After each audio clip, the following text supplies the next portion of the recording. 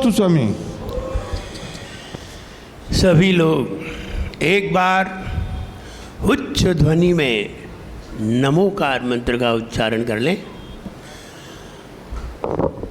ओम नमो अरिहंताय नमः। ओम नमो अरिहंताय नमः। ओम नमो सिद्धाय नमः। ओम नमो सिद्धाय नमः। ओम नमो आयर्याय नमः। ओम नमो आयर्याय नमः। ओम नमो वच्छायाय नमः। ओम नमो वच्छायाय नमः। ओम नमो लोय सव्वसाहु नमः। ओम नमो लय सव्वसाहु नमः। ओम नमो लोय सव्वसाहु नमः। ओम नमो लय सव्वसाहु नमः। बोले खजाना श्री नेमिनाथ भगवान की जय। एक खजाना श्री पार्श्वनाथ भगवान की जय। एक खजाना श्री महावीर भगवान की जय। परम पूजाचार्य गुरुवर श्री विराट सागर जी गुरुदेव की जय। अहिंसामयी जैन धर्म की जय। बोले परम पूज्य चरणाचार्य भगवान गुरुवर श्री विनम्र सागर जी गुरुदेव की। संत जहाँ मिल जाते हैं, संत जहाँ मिल जाते हैं, सबके मन खिल जाते हैं। संत जहाँ मिल जाते हैं, सबके मन खिल जाते हैं। संत जहाँ मिल जाते हैं, सबके मन खिल जाते हैं। संत जहाँ मिल जाते हैं, सबके मन खिल जाते हैं। पुलकित हो हर्षाते हैं, पुलकित हो हर्षाते हैं। पुलकित हो हर्षाते हैं, पुलकित हो हर्षाते हैं। ज्ञान सभी जन पाते हैं, पुण्य महान कमाते हैं। ज्ञान सभी जन पाते हैं, पुण्य महान कमाते हैं। गुरु के मिलते ही हो, गुरु के मिलते ही खुशियाँ मिल जाए रे। जीवन है पानी की बूंद, कब मिट जाए रे हो। जीवन है पानी की बूंद, कब मिट जाए रे। अग्नि अनोग्नि हो, अग्नि अनोग्नि कब क्या घट जाए रे। जीवन है पानी की बूंद, कब मिट जाए रे हो। जीवन है पानी की बूंद, कब मिट जाए रे। संत जहाँ मिल जाते हैं, संत जहाँ मिल जाते हैं, सबके मन खिल जाते हैं। संत जहाँ मिल जाते हैं, सबके मन खिल जाते हैं। पुलकित हो हर्षाते हैं, पुलकित हो हर्षाते हैं। पुलकित हो हर्षाते हैं, पुलकित हो हर्षाते हैं। हर व्यक्ति दुनिया में जब कभी कुछ पाता है तो पाने के पहले उसने कुछ किया है, ये बात निश्चित है। अगर आपने पूर्व में दान किया था, आज आपके पास धन भरा पड़ा है, ये सब दान का ही परिणाम है। पूर्व में दान करके आए, आज धन है। हमने किसी को निरोगता दी थी, अभी कह रहे थे औस डाले कि हमने किसी को निरोगता दी थी, हमने किसी को स्वस्थता दी थी, आज हम स्वस्थ हैं। ये सब देने के ही परिणाम है। हम स्वस्थ हैं, ये भी देने के परिणाम है। हमारे पास सब कुछ है, ये भी देने के परिणाम है। हम प्रसन्न हैं, हमने किसी को प्रसन्नता दी होगी, इसलिए आज भी प्रसन्न है। और हमने किसी को दुख दिया होगा तो फिर दुख है। हमने जो भी दिया है वो रिजल्ट हमारे पास है, क्योंकि रिटर्न है। देने का रिटर्न हमें ही मिलेगा और मिलके ही रहेगा। आज नहीं तो कल मिलेगा जरूर। अगर आपने संतों को आवाज दिया है, संत भवन बनाया है और संतों को थोड़े दिन का भी आवाज दिया है, आज आपके पास महल है। देख लिए आपके पास घर है, शानदार घर है। ये शानदार घर हर किसी के पास थोड़ी होते हैं। हमने उन लोगों को भी देखा है जो सड़क के किनारे टीन में रहा करते हैं। हमने उन लोगों को भी देखा है जो महल में रहा करते हैं। दोनों में कोई अंतर तो है। अंतर यही है कि किसी ने संतों को आवाज दिया है, इसलिए आज उसका महल खड़ा है। इसलिए देना सीखो। जो आप दोगे वो रिटर्न है। अच्छा दोगे अच्छा रिटर्न है, और खराब दिया नहीं जाता है। खराब कभी दिया नहीं जाता है, खराब कोई लेता भी नहीं है। अगर आपके पास भी अगर एक 500 का नोट बिल्कुल नया हो और एक मेला कुचैला हो और दोनों ही तुम किसी को दो, तो वो अच्छा वाला पकड़ लेगा, पुराना वाला कह देगा तुम ही रखो। अच्छी चीज हर कोई लेना चाहता है और अच्छा ही दिया जाता है, खराब कभी दिया नहीं जाता। और खराब अगर दिया जाता है तो उसका रिजल्ट भी बहुत खराब हुआ करता है। हम तो ये कहना चाहते हैं, दान के फल से आज हम संपन्न हैं, औषधि के फल से आज हम स्वस्थ हैं। हमने न जाने कौन सा पुण्य किया होगा जो इतने संत हमारे सामने हैं, इतने साधु हमारे सामने हैं, इतनी पीछे हमारे सामने हैं। न जाने कौन सा पुण्य किया होगा जो इतने सारे लोग, आपको मालूम हो 25 लाख लोग इस धरती पर जन्म लेते हैं, तब उनमें से कोई एक मुनि का जन्म होता है। कितने? 25 लाख लोग इस धरती पर जन्म लेते हैं, तब किसी एक मुनि का जन्म होता है। और 25 लाख महिलाएं जन्म लेती हैं, तब किसी एक आर्यिका का जन्म होता है। और हमारे पास इतने सारे महाराज हैं और हम 1 लाख नहीं है, अभी 1 लाख नहीं है, और फिर भी हमारे सामने 2 करोड़ के महाराज हैं। हम अपनी छोड़ रहे हैं तब बता रहे हैं, हम अपने को अलग कर रहे हैं। 2 करोड़ के महाराज हमारे पास हैं, जबकि हम 1 लाख भी नहीं है। निश्चित है हम 2 करोड़ लोगों का पुण्य अपनी सत्ता में रखते हैं, इसलिए इतने मुनि हमारे सामने हैं। 2 करोड़ लोगों का पुण्य अपने पास है, इसलिए इतने मुनि मेरे पास हैं। और अगर इतना पुण्य नहीं होता तो मेरे पास मुनि नहीं होते। विचार करिए, इतने मुनि तो भोपाल में कहीं नहीं है, अभी इंदौर में ढूंढेंगे तो भी नहीं है, आसपास ढूंढेंगे तो भी नहीं है। इतने मुनि नहीं है। मुनि तो है लेकिन इतने नहीं है। इसका मतलब है कि सौभाग्यशाली हमारा ही नगर है, सौभाग्यशाली हमारा ही मोहल्ला है, और सौभाग्यशाली आप ही हैं, क्योंकि आपके ही सामने है और किसी के सामने नहीं है। वो कहते हैं ना कि हम मुनिराज के सामने हैं, ये मेरा भाग्य है।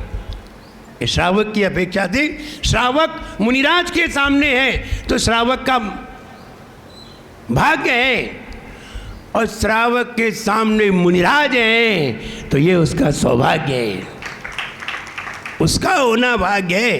लेकिन उसके सामने कोई मुनिराज आ जाए तो ये सौभाग्य है। इतनी सारी पिछी एक साथ एक जगह आ जाए तो निश्चित मानना चाहिए एक कभी कभी एक मुनिराज को देख करके अपने निर्मल परिणाम बनते हैं, एक मुनिराज को देख करके नमोस्तु के भाव बनते हैं, और कभी 10-20 मुनिराज एक साथ आ जाएं तो फिर 10-20 बार नमोस्तु करने का भाव बनता है। कहते हैं एक बार नमोस्तु करने से अनंत कर्मों का क्षय हो जाता है, कई जन्मों के पाप मिट जाते हैं। और जब हम कई बार नमोस्तु करते हैं तो कितने जन्मों के पाप मिटते होंगे। अपन एक भगवान को नमोस्तु करते हैं, मंदिर में एक बेदी है, एक भगवान है, एक भगवान को नमोस्तु करते हैं, कई जन्मों के पाप मिटते हैं। हाँ, पढ़ते भी हैं।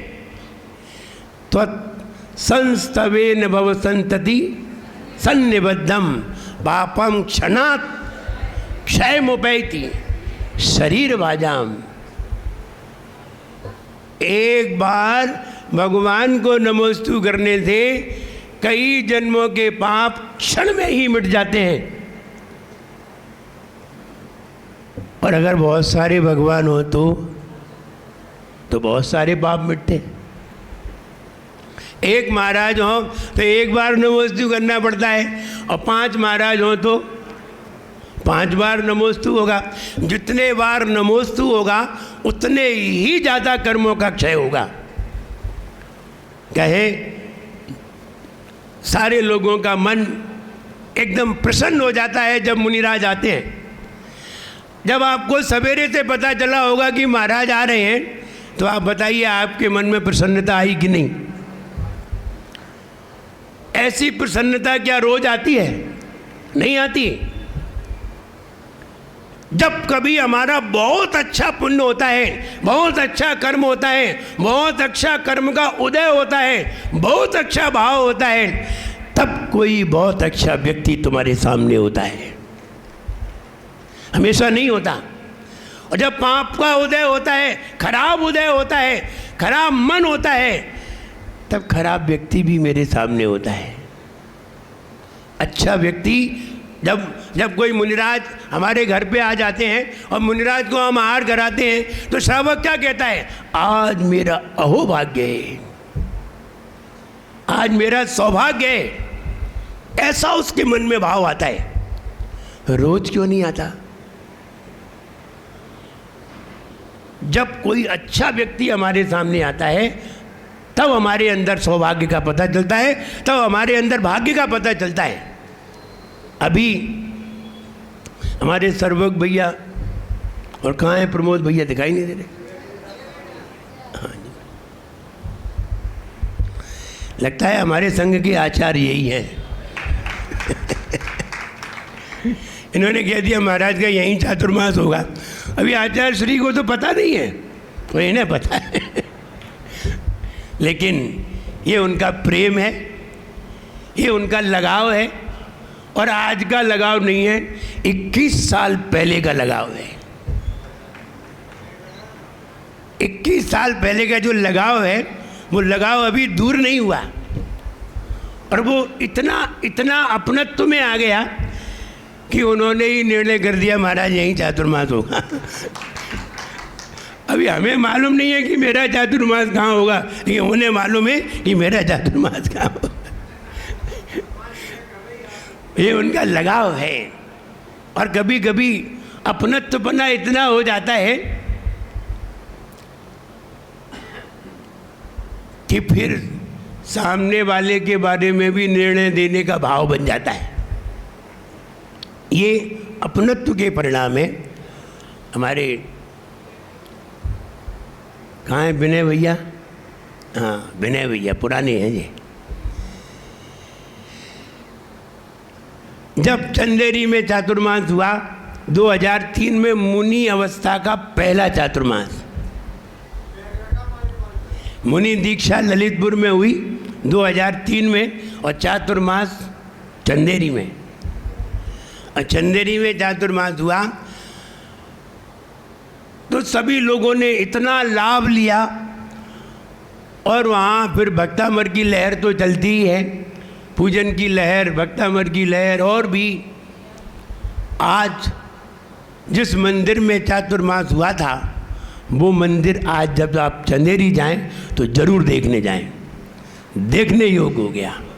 इतना विशाल मंदिर हो गया है कि वो देखने योग्य हो गया है। वहाँ जब चातुर्मास हुआ तो सभी लोगों ने खूब सेवा की, और अब वो चंदेरी से यहाँ आ गए, और यहाँ आ गए। जब सोनागिर में थे तो सोनागिर में बहुत ही डीपली रिक्वेस्ट थी कि महाराज भोपाल आइए। सही बताऊं, भोपाल आने का मेरा कोई प्लान नहीं था, कोई भी विचार नहीं था। ये तो आज से लगभग 1-1.5 महीने पहले महावीर जयंती के बाद विचार बना है। उसके बाद कोई ऐसा विकल्प आ गया कि चलो इधर की ओर चलते हैं। न जाने किधर की ओर का रास्ता था और किधर की ओर कदम बढ़े। ये भी किसी का पुण्य है। तो कहते हैं ना, विभागन वश जोगे वसाय, तुम ध्वनि है सुनी विभ्रम नसाय। तो कभी कभी उधर की ओर जाना पड़ता है जिधर कोई पुण्यवान रहा करते हैं, उधर अपने आप कदम बढ़ जाते हैं। यहाँ का मन भी नहीं बनाया और फिर भी यहाँ कदम आ गए। मुझे लगता है आप लोग तो श्री पर चढ़ा आते हो, दूर दूर जाकर चलना हमें पड़ता है।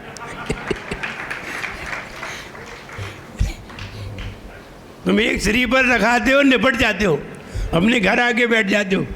चलना चलना हमें पड़ता है। कहाँ सोनागिर और कहाँ भोपाल, कितना है? मुझे लगता है 350 किलोमीटर होगा। तो उन्होंने वहाँ सोनागिर में रिक्वेस्ट की। हमारे टीकमगढ़ के श्रेष्ठ विद्वान पंडित जी विमल कुमार जी सौर्या, उनकी बहुत ही रिक्वेस्ट थी कि महाराज नंदीश्वर द्वीप देखिए। उनका बहुत ही मन था कि महाराज भोपाल का नंदीश्वर द्वीप देखिए, आपको देख करके बड़ा आनंद आएगा।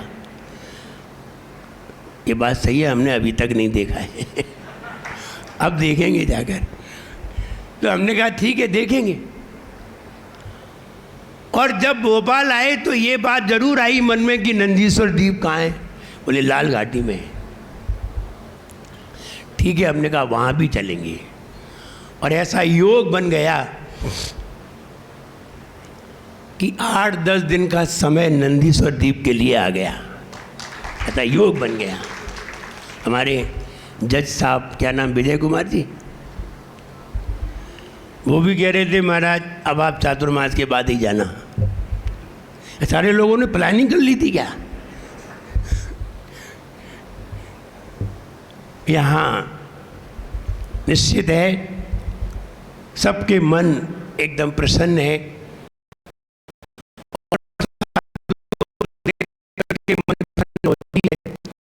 चाहिए, अगर साधु को देख करके किसी का मन प्रसन्न ना हो तो समझ लेना चाहिए बहुत ही उसका पाप का होता है। इस कारण से व्यक्ति भी सामने होने पर भी मन प्रसन्न नहीं हो गया। अभी बहन बता रही थी तो शिविर लगाने आई है सांगनेर से।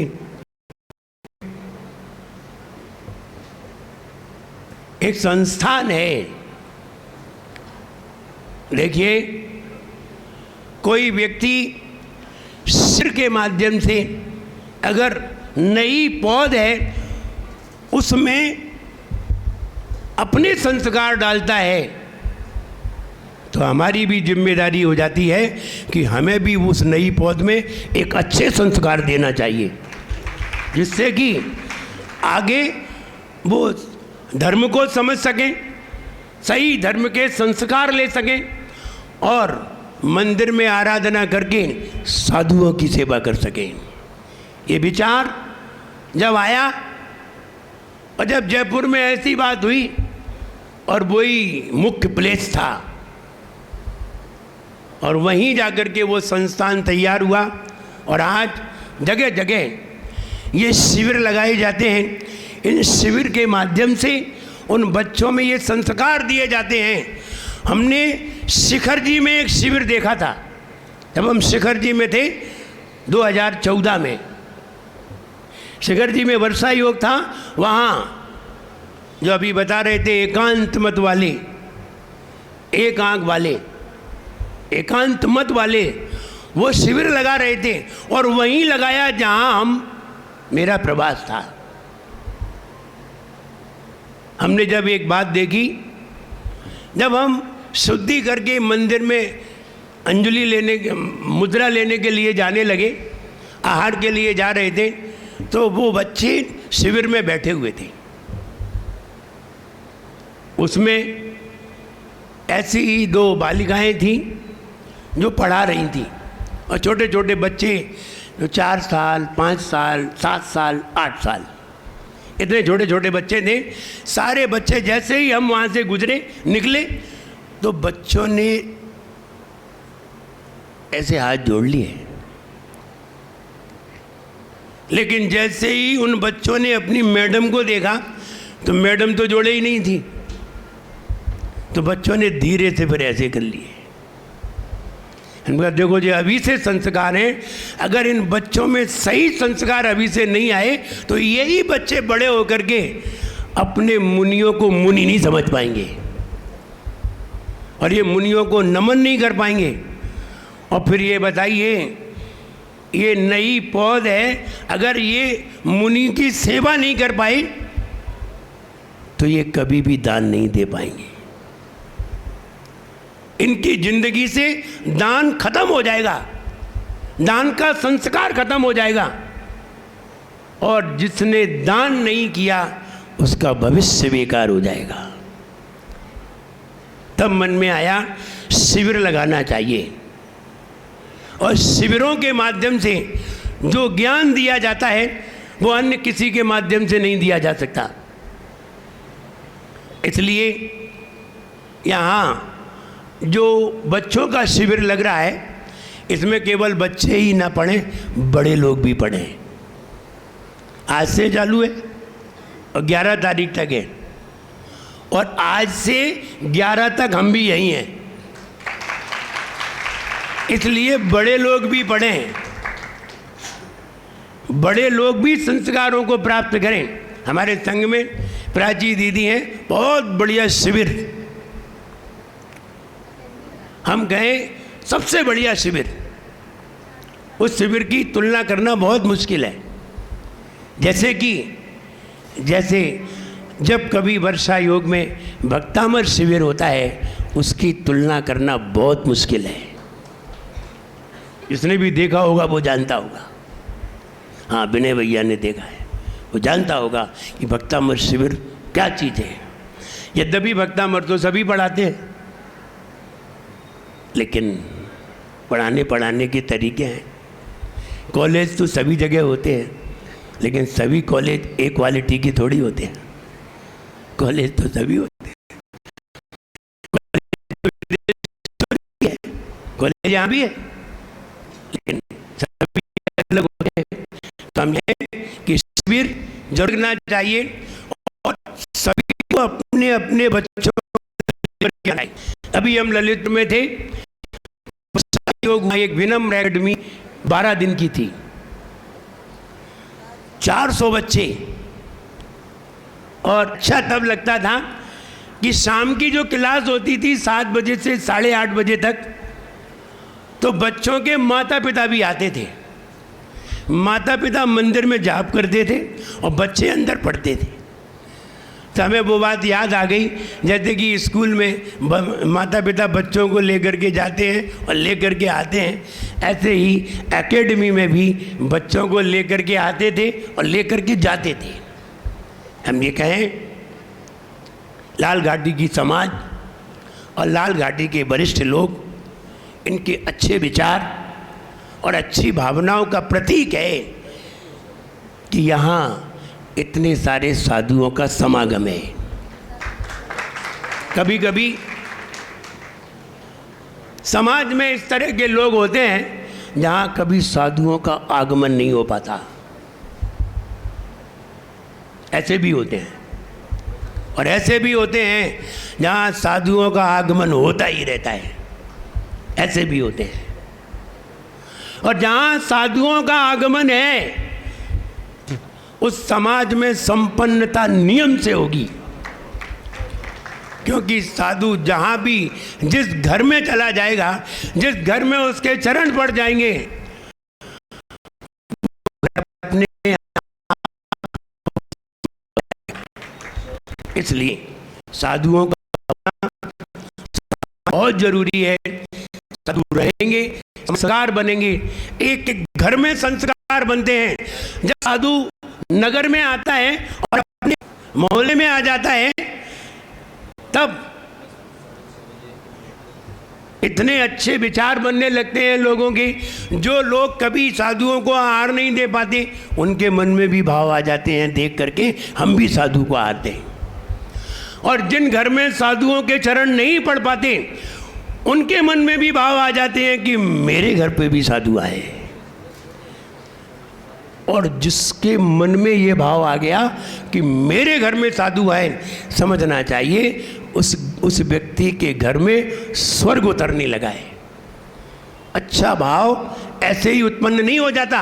रोज तुम्हारे मन में ये भाव नहीं आते होंगे, लेकिन जब साधु आते हैं तभी हमारे मन में ऐसे भाव आते हैं। हम ये कहें, हमारे संघ में सारे लोग एकदम पढ़े लिखे लोग हैं, सबको पढ़ाने वाले हैं, सब शिविर में विशेषज्ञ हैं, सारे लोग शिविर लगाने वाले हैं।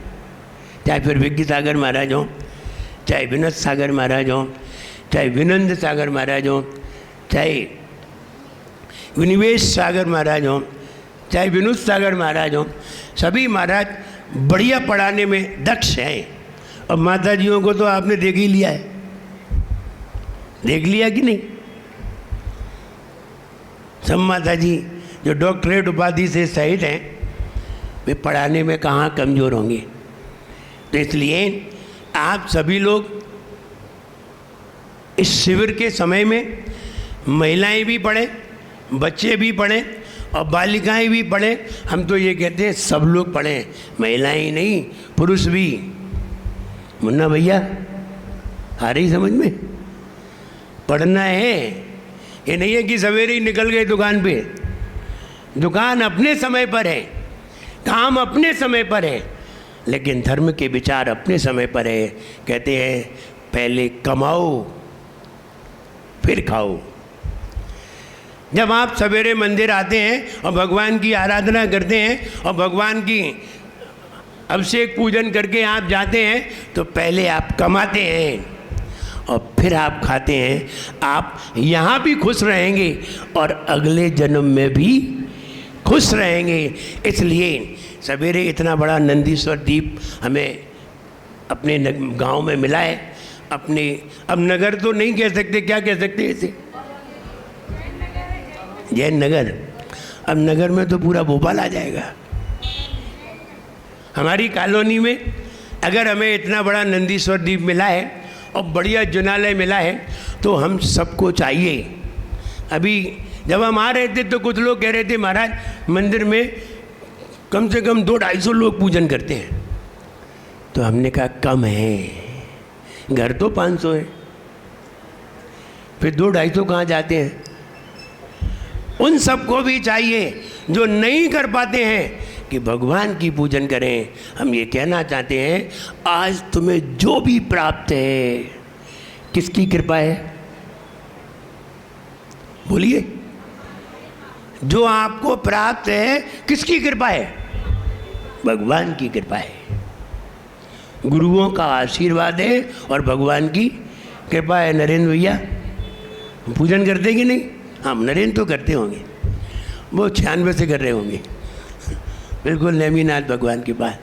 तो ये सब भगवान की कृपा है। और जिसकी कृपा से तुम सवेरे से शाम तक खुश रहते हो, उसके पास सवेरे सिर्फ सेवा करने आ जाया करो। एक बार भगवान का अभिषेक पूजन कर लिया करो, दिन भर वो तुमसे प्रसन्न रहेगा। और कहते हैं अगर वो प्रसन्न है तो दुनिया प्रसन्न है, और वो प्रसन्न नहीं तो कहीं भी प्रसन्नता नहीं है। गुरुओं का आशीर्वाद और ईश्वर की कृपा, दो चीज़ें तुम्हें रोज़ मिल जाएं, बस तुम हमेशा खुश रहोगे। इसलिए हम ये कहना चाहते हैं, आप सब लोग मिल करके भगवान की आराधना करिए, पूजन करिए। और हम यहाँ 11 तारीख तक तो हैं, इसके बाद को हम आपको बताएंगे कि क्या होता है, क्या भविष्य है, भविष्य क्या हो सकता है, हम बताएंगे आगे। लेकिन भावना आपकी बहुत अच्छी है। आप ये चाहते हैं कि महाराज का यहाँ चातुर्मास हो, हमें मालूम है। 50 रुपये का नारियल चढ़ा के 500 करोड़ का लाभ लेना चाहते हो, हमें मालूम है, बहुत होशियार हो। और हमें मालूम चल गया था वहीं कि नंदीश्वर कॉलोनी में बहुत होशियार लोग हैं, करोड़ों का व्यापार करने वाले हैं, छोटा मोटा व्यापार नहीं करते। तो ये तो हम सभी का पुण्य है। और जहाँ दाना पानी होता है वहाँ साधु को रहना ही पड़ता है। और वहाँ फिर जहाँ साधु होता है वहाँ संपन्नता होती है, जहाँ साधु होता है वहाँ लाभ ही लाभ होता है। इसलिए जैसा भी समय आएगा हम आपको बताने का प्रयास करेंगे। आज सभी ने यहाँ बहुत अच्छी तरह से, हमारी यहाँ माता जी भी रही, कितने दिन रह लिया माता जी ने? 5-6 दिन रह लिया। माता जी ने आपको परेशान तो नहीं किया?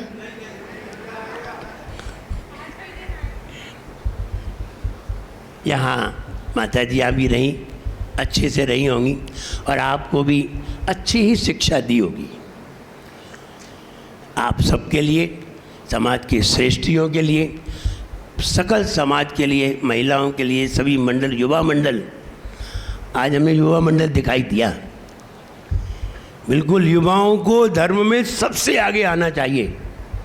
ये हैं तो धर्म जिंदा है, ये आगे रहेंगे तो धर्म जीवित रहेगा। कभी कभी लोग कहते हैं कि महाराज आप छोटे बच्चों को बहुत पढ़ाते हैं, बहुत वक्तामर सिखाते हैं, बड़े लोगों को नहीं सिखाते। तो हमने कहा आप तो 70 के हो गए, अगर हम आपको सिखाएंगे तो हमारा वक्तामर बहुत से बहुत 4-5 साल चलेगा। और अगर किसी 10 साल के बच्चे को पढ़ा दिया तो हमारा वक्तामर 50 साल तक जीवित रहेगा। इसलिए किसे पढ़ाना चाहिए ये हम जानते हैं, किसको कम पढ़ाना चाहिए, किसको ज़्यादा पढ़ाना चाहिए ये भी हम जानते हैं। कहने का मतलब ये है कि यहाँ सभी लोग, सभी युवाओं ने, महिलाओं ने, पुरुषों ने बड़ी अच्छी तरह साधुओं को बुलाया और साधुओं को रखा, साधुओं की सेवा की। मेरा सबके लिए खूब आशीर्वाद है, सब लोग खुश रहें, प्रसन्न रहें। जय बोलिए परम पूज्याचार्य गुरुवर श्री विरागता गद्दी गुरुदेव की।